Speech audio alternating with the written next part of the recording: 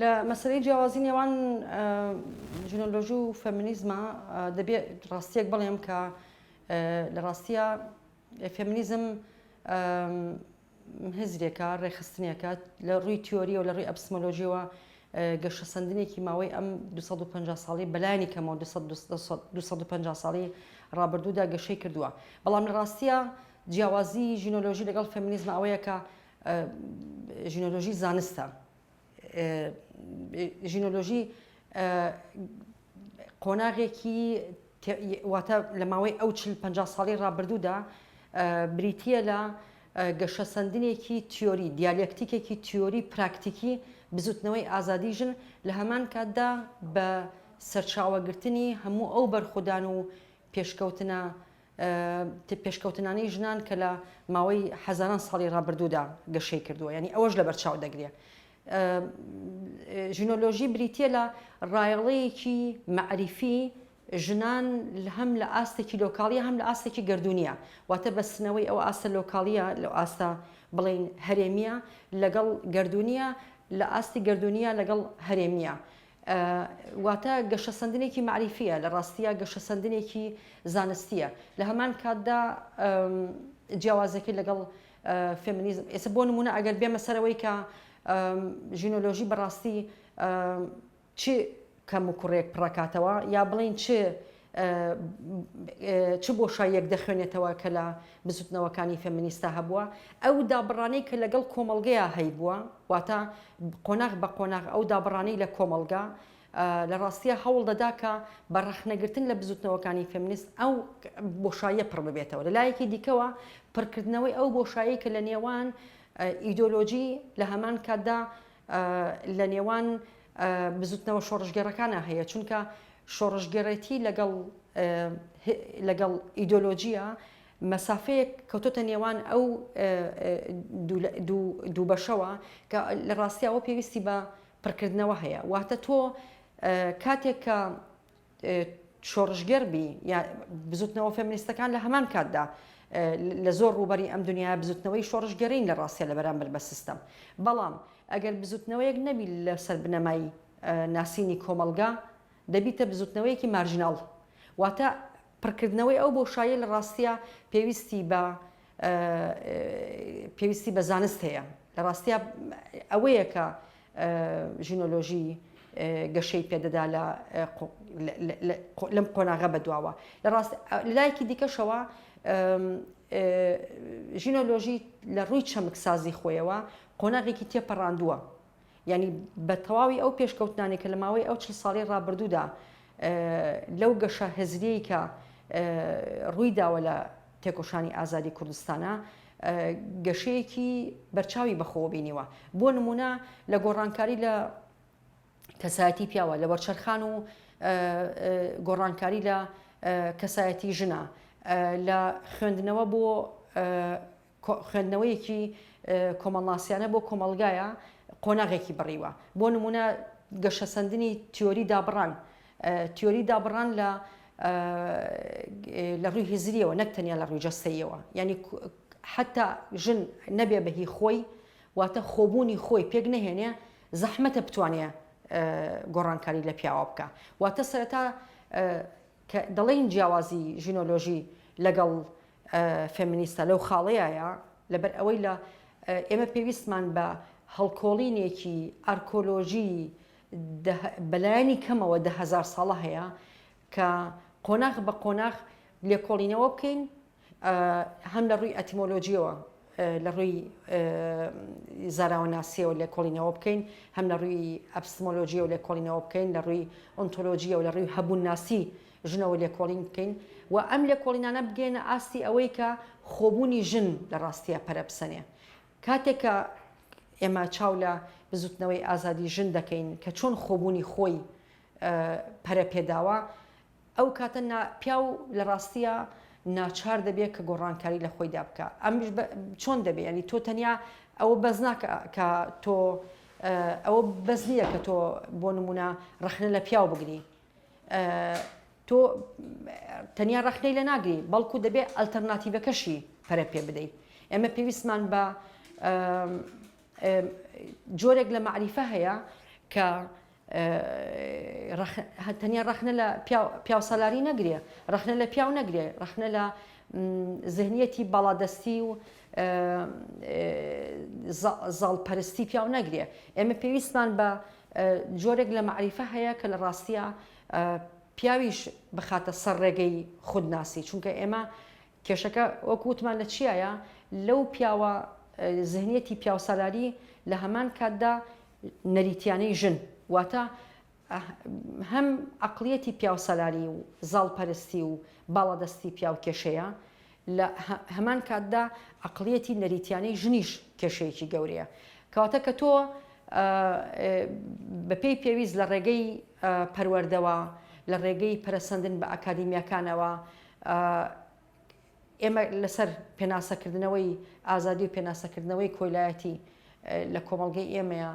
ژنت بەخۆی ناساند یا ژنت هێنایە ئاستی ئەوەی کە خۆی بناسێ و لە هەمان کاتدا ڕاوەستە لەسەر خودناسی پیاوکرا و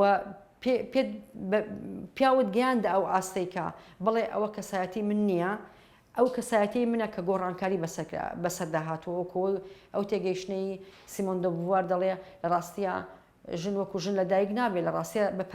بە پرۆسەیەکی پەروەردە دەکرێت بە ژن، واتە ئەو ژنە نەریتیەی کە ئێمە دەیبینین.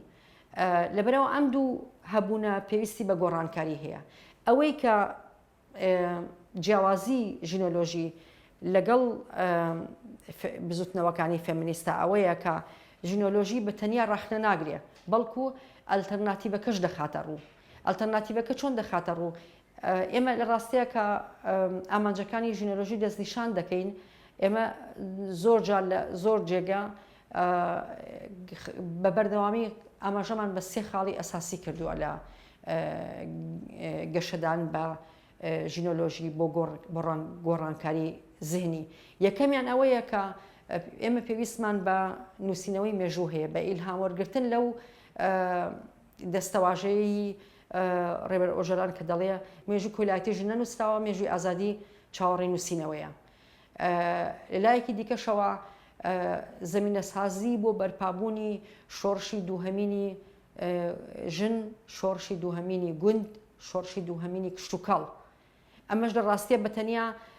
شۆڕشێکی ژنانە نییە، شۆڕشێکی لە ڕاستیە ئیکۆلۆجیە. یاتە ئێمە تەنیا مەبەستەکە لێران نییە شۆڕشی ژن بەپا بکرێت، لە ڕاستیە پێویستمان بە شۆڕشێکی دووهەمینی ئیکۆلۆجیش هەیە کە هەم پیاو ببێتە بەشێک لەو شۆڕشە، هەم ژن بێتە بەشێک لەو شۆڕشە. و لەبەر ئەوەی ئێمە وتمان پرسەکە پرسێکی ڕەگەزی نییە بەتەنیا، پرسێکی کۆمەڵاتیە، پرسێکی زیهنیە، پرسێکی بنیادی زیهنیە. سێهەمیشیان ئەوەیە کە ئێمە لە ڕاستیە لەم کۆمەڵگەی ئێمەیە پێویستمان بە هاوپەیمانێکی کۆمەڵایەتی نوێ هەیە. ئەو هاوپەیمانیە کۆمەڵایەتیە نوێیە ئالتەرناتیڤی ئەو دەستورە نادیموکراتیایی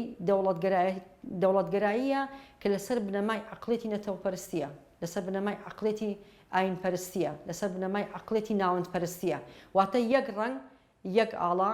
یەک نەتەوە، یەک مەزهەب، یەک ڕەنگکانەکە بە یەک، تەنانەت زاراوەکانەکە بە یەک. دەڵێ یەک زاراوە، یەک نەتەوە، یەک ئاین، یەک. بەڵام ئەوانی دیکە پەراوێزەخە. ئێمە پێویستمان بە هاوپەیمانیەکی کۆمەڵایەتی نوێ هەیە کە ژن پێشەنگایەتی بۆ دەکا. لە ڕاستیە ئەم هاوپەیمانیە کۆمەڵایەتیە نوێیە لە کۆمەڵگەی ئێمەیە دەبێتە بەدیلی ئەو دەستورەی کە تەنانەت لە هەزاران ساڵە شێوەی جیاوازە شکڵی گرتووە و لە شۆڕشی فەڕەنساوە دەتوانین بڵین بە پەرەسەندنی دەوڵەتی مۆدرن لە دەستوری دەوڵەتە شکڵی گرتووە. ئەواتە ئەو دەستورەی کە یاسا بڵین دەسەڵاتی یاسادانان گەشەی پێدەدا. ڕاستە ئەوە ناتوانین 100% پەراوێز بکەین، بەڵام لەم قۆناغی ئێمە پێویستمان بە هاوپەیمانێکی کۆمەڵایەتی نوێ هەیە کە پەیوەندی مرۆڤ و ژینگە داڕێژێتەوە، پەیوەندی ژن و پیاو داڕێژێتەوە، پەیوەندی تاک و کۆمەڵگە داڕێژێتەوە بە شێوەیە کە هاوسەنگ بێت و ئەمە پیاویش بگرێتەوە و پیاویش بێنێتە سەر ڕێی گۆڕانکاری لە خودی خۆیدا کە ئەمە زۆر گرنگە. واتە هاوسەنگکردنەوەی پەیوەندیەکان. دەزانی کارکردن بە بەردەوامی لەسەر ژن تۆ ئەگەر نیازی شت نەبێ، ئەگەر نیەتی شت نەبێ، ئەگەر مەبەستی شت نەبێ، کۆمەلگا پارچە دەکا. کەواتە ژیان لەسەر بنەمای پێکەوە بوونە. ئەم پێکەوە بوونە ئەگەر بە شێوەیەکی ئازادانە نەبێ، ئەگەر لەسەر بنەمایەکی هزرێکی ئازاد نەبێ، لەسەر بنەمایەکی تێکۆشانێکی هاوبەش نەبێ، ممکن نییە بتوانێت گۆڕانکاری دروست بکات، نە لە ژنا دروستەکە، نە لە پیاوە دروستەکە، بە پێچەوانەوە پارچەبوونی زیاتر لەگەڵ کۆمەلگایە لەگەڵ خۆیدا دەهێنێ. بزوتنەوە فێمینیستەکان لە ڕاستیە لەو خاڵەیە دەتوانم بڵێم، ناڵێم لە ڕووی تیۆری سازی و لە ڕووی چەمک سازیەوە کاریان نەکردو لەسەر گۆڕانکاری لە پیاوە، بەڵام ئەمە نەبووتە گۆڕانکاریکی ڕیشەی لە نێو کۆمەلگای، ئەمە نەبووتە بزوتنەوەیەکی کۆمەڵاتی سەرتاسەری کە بە شێوەیە کە هێرشەکانی سیستەم بربەست بکە. بۆ نمونە بە بەردەوامی گۆڕانکاری لە کۆمەلگایە ئەگەر واد لێ بکە بچیتەوە بەر دەرگای سیستەم داوای گۆڕانکاری بکەی، ئەمە کێشەیەکی زۆر گەورە لەگەڵ خۆیان هێنێ. بۆ نمونە سیستەم لە ڕاستیە ڕێو ڕێبازەکانی بۆ تواننەوەی بزوتنەوە فێمینیستەکان لە ناو سیستەما ڕێو ڕێبازەکانی زۆرەیە. با من پێش نەکەوم لەو پێشداوەریەیە، بەڵام من لە ڕوبەری جیاوازی وڵاتانی ئەوروپا بینیومە کە چۆن ئێستا بزوتنەوەکانی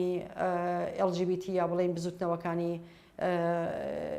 کوێر و LGBT چۆن لەگەڵ بزوتنەوەکانی دیکەی فێمینیستا بە یەکدا دەدەن ئیدی، ینی زۆر بەکراوەی لە دنیاە بەرەنگاری یەکتری دەبنەوە لە ڕەخنەکردنێکی تون لە بەرامبەر بە یەکتری. ئەمە مانای چی؟ ئەمانای ئەوەیە کە بەڕاستی سیستەمی سەرمایەداری سەرکەوتوو بووە لە پارچەکردنی بزوتنەوەکان لەگەڵ یەکتریە. مەسەرەن هەر بزوتنەوەیەک ئەگەر لەسەر بنەمای داخوازی ماف خۆی پارچە بکە لە بەرامبەر بە سیستەم، لەوە ڕزگاری نابێت کە جارێکی دیکە ئەو بە ئاشی سیستەما بکاتەوە و زەهنیەتی پیاوسەلاری بەهێز بکاتەوە، زەهنیەتی ناوەندگەرێتی بەهێز بکاتەوە. ئێستا بەداخەوە لە بەشێکی زۆر لە ڕوبەری بزوتنەوە فێمینیستەکانە پارچەبوونی زیاتری لێکەوتێتەوە. لەبەرەوە ئەوەی کە بەڕاستی ژینۆلۆژی مەبەستێتی لە ساڵی 2017 کۆنفرانسێکرا کە مەبەستی ژینۆلۆژی لەوێ زۆر بەکراوەی ئاماژەی پێکرا، ئەوەیە کە بزوتنەوە فێمینیستەکان بە کەڵک وەرگرتن لە ڕێبازی ژینۆلۆژی چۆن بتوانن یەکتری تەواو بکەن، نەک یەکتری پارچە بکەن، نەک بەرامبەری یەکتری ڕابوەستن، چۆن بتوانن تەڵەکانی سیستەم ڕاست بخوێننەوە و بتوانن بە کەڵک وەرگرتن لە ئەنالیزی یا بڵێن شیکردنەوەی کۆمەڵناسیانەی کۆمەلگاکەی خۆیان بتوانن خاڵە لاواز و بەهێزەکان دەستنیشان بکەن و لە خاڵە لاوازەکانەوە ڕەخنەدانی خۆیان بدەن و لە خاڵە بەهێزەکانی شۆ بتوانن یەکتری تەواو بکەن. بۆ نمونە ئەگەر کارەساتێکی گەورە ڕووەدا لە جێگەیەک بە هۆکاری دەزۆردانی سیستەم یا بە هۆکاری ئەو قەیرانە گەورەی کە سیستەم دروستی کردووە، ئەوە ئەرکی هەموو بزوتنەوەکانی فێمینیزمە کە یەکتری تەواو بکەن. ئەگەر تا ئێستا قەیرانەکان لە هەموو دنیاە بەو شێوازی ئەتوانم بڵێم وحشی گەراییانە درڕندەییە کاریگەریەکانی لەسەر کۆمەلگا بەردەوامە، ئەگەر تا ئێستا توندوتیژی بەو شێوەیە کە ئێستا هەیە بەردەوامە، شەڕەکان هەردەچێ پەرە دەسەنیە، ئەو کێشمەکێشێکە لە نێوان جەمسەری جیاوازی ئەم سیستەمەیە گەشە دەکا، ئەگەر تا ئێستا هەژاری، داگیرکاری، توندوتیژی، کەمبوونەوەی سەرچاوەکانی ژیان، کەمبوونەوەی سەرچاوەکانی وزە یا داگیرکاریەکانی سەر جەستەی ژن تا ئێستا دەست درێژی، ئەگەر تا ئێستا بەردەوامە بەشێکی زۆری بۆ ئەوە دەگەڕێتەوە کە بە پێی پێویست بزوتنەوە ئەلتەرناتیڤەکان، بزوتنەوە فێمینیستەکانیش لە ناودا ئامادەنین بۆ چۆنێتی بەرەنگاربوونەوەی سیستەم، چونکە کاتێک کە سیستەم میکانیزمەکانی هێرشکردنی بۆ سەر کۆمەلگا، بۆ سەر بزوتنەوە ئەلتەرناتیڤەکان، بزوتنەوە کۆمەڵایەتەکان، بزوتنەوە فێمینیستەکان پەرە پێدەدا، تۆش لە بەرامبەر بەوە لە ڕووی هزریەوە، لە ڕووی پراکتیکیەوە، لە ڕووی ڕێخستنیەوە، لە ڕووی تێگەیشتنەوە چیت هەیە؟ مەسە ئەوەیەکێک بلەو بابەتانەی کە ئێمە بەردەوام گفتوگۆمانە کرد لەگەڵ بزوتنەوە فێمینیستەکانە. بۆ نوێیەکێک لەو قۆناغانە قۆناغی کۆرۆنا بوو. قۆناغی کۆرۆنا بۆ نمونە سیستەم بە هەر کەسێ وت بڕۆنەوە ماڵەوە، باش بڕۆنەوە ماڵەوە بەڵام ئالتەرناتیڤەکە چییە؟ بۆ نمونە سیستەم کۆرۆنای زۆر باش بەکارهێنا بۆ تێکشکاندنی بزوتنەوە فێمینیستەکان و وای لێکردن کە پاشەکشە بکەن بۆ زۆر قاوەغی خۆیان بۆ نمونە پەریان نەدا بە ئەلتەرناتیڤی نوێ و گفتوگۆکان تەنیا لەسەر ئۆنلاین مایەوە ینی بۆ نمونە سیمینارەکان کەوتە سەر ئۆنلاین گفتوگۆکان پەرێسەن لەسەر ئۆنلاین بەشێک لە ڕوبەری جیاواز پەرێسەن بۆ ئەوەی کە بزوتنەوەکان بۆ نمونە لە دابینکردنی پێویستەکانی کۆمەلگا لە بەرەنگاربوونەوەی سیستەم کە کاتێک پێ دەڵێ بڕۆرەوە ماڵەوە یا بڕۆرەوە قاوغەکەی خۆت ئەلتەرناتیڤەکە چێتۆ ئەلتەرناتیڤەکەت وەختێک پێشەخەیت کە سیستەم هێرشەکە ئەو کاتە زیاتر دەتوانانی خوێندنەوەی پەرە بە خوێندنەوەی نوێ بدەیت لەسەر سیستەم ئەمە بۆ هۆکارێکی ئەوە ڕاستە سەردەمی کۆرۆنا باشترین کات بوو کە بزوتنەوە کۆمەڵایەتەکان ڕاست قەیرانەکانی سیستەم بخوێننەوە و بتوانن پەرە بە ئالتەرناتیڤی خۆیان بدەن و بزوتنەوە کۆمەڵاتەکان بەگشتی و بزوتنەوە فێمینیستەکان ژۆک و جەوهەری ئەم بزوتنەوە کۆمەڵایەتیانە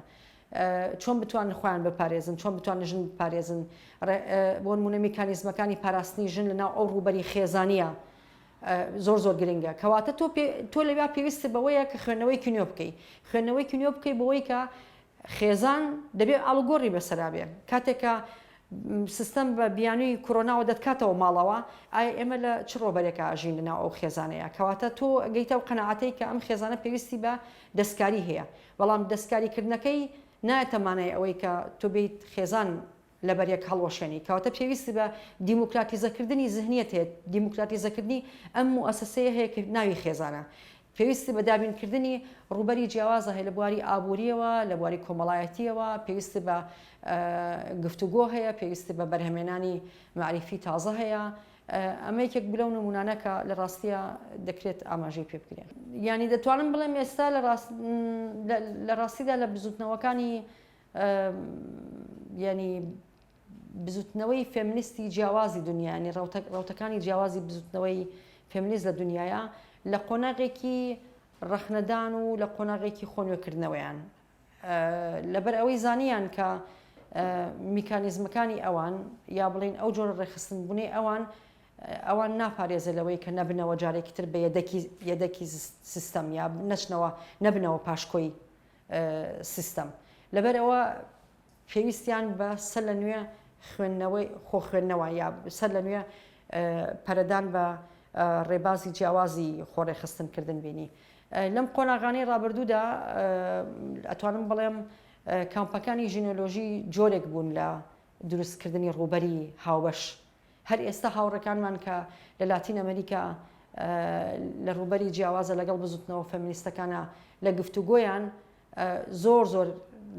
کەڵکیان لە ئەو گفتوگویانە وەرگرتووە کە لە ئەزمموی بزوتنەوەی ئازادی ژنی کووردا پەرێسەندووە من یەک نمونە باس بکەم کە بەڕاستیە خۆی بە سەدان نمونە هەیە بەڵام یەکێک لەو نمونانە کە لەم ڕۆژانەی ڕابردوودا هاوڕێکی خۆمان لە ئێکوادۆر لە کۆلێکتیڤێکی فێمینیستی ژنانە ژنێک هەستا ئاماژەی پێکرد دەیگوت هەتا لەو قۆناغی ڕابردوودا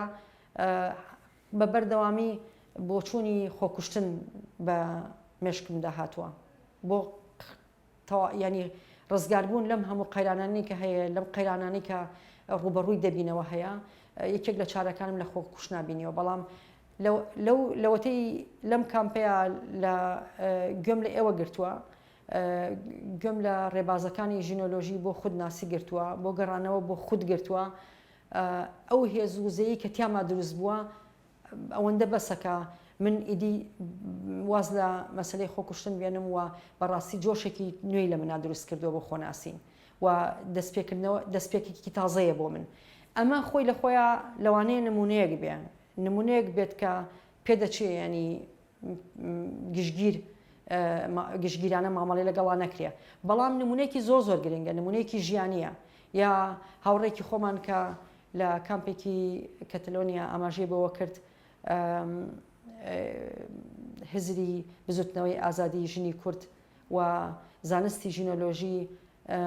مۆمێکە لە شەوەزەنگی تاریکی ئێمەیە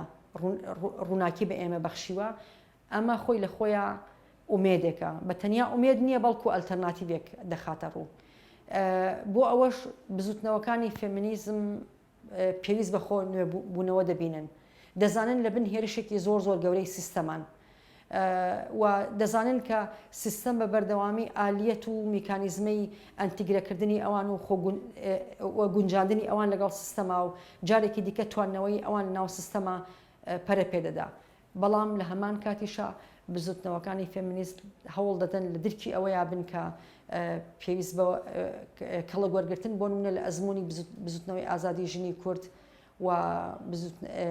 کەڵک وەرگرتن لە زانستی ژینۆلۆژی وەربگرن بۆ خۆنیۆکردنەوە من پێم وابێ ئەمە دەبێ بچوب نەبینرێ ینی لە ڕاستیدا ئەمە ئەزمونێکی زۆر زۆر گەورەیە کە ژنان دەتوانن کەڵکی لێوەربگرن ئەمە ئەزمونێک نییە کە یۆتۆپیا بێ من بۆ خۆم بە چاوی خۆم بینیومە لە ماوەی 6 ساڵ کارکردنی ئێمە لەگەڵ بزوتنەوەکانی ژنان لە هەموو دنیاە ئەوەی بۆ سەلماندین کە ژن بەناسینی ئەو ماتەوزەیی خۆی دەتوانێت زۆر شت بگۆڕێ ژن ڕێخستن بێ جیهان دەگۆڕێ